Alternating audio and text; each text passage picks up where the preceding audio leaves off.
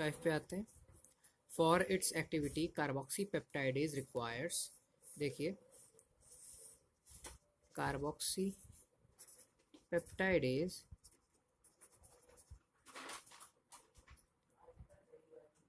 breaks the peptide bond in the protein at the carboxy terminal,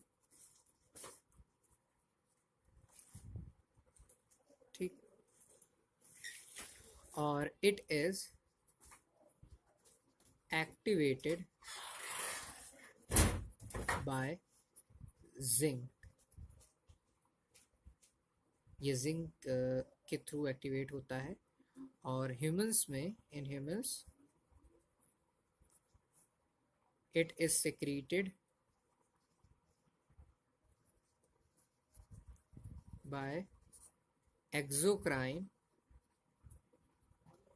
cells of pancreas,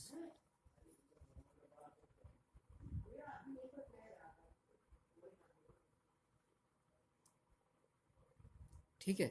तो आप देख सकते हैं यहाँ जो थर्ड ऑप्शन दिया गया है जिंक, वो बिल्कुल सही है। कार्बोक्सी पेप्टाइडेज के लिए प्रोटीन, जो प्रोटीन को तोड़ता है उसके पेप्टाइड बॉन्ड्स को कार्बोक्सी टर्मिनल पे, उसके लिए जिंक की रिक्वायरमेंट होती है।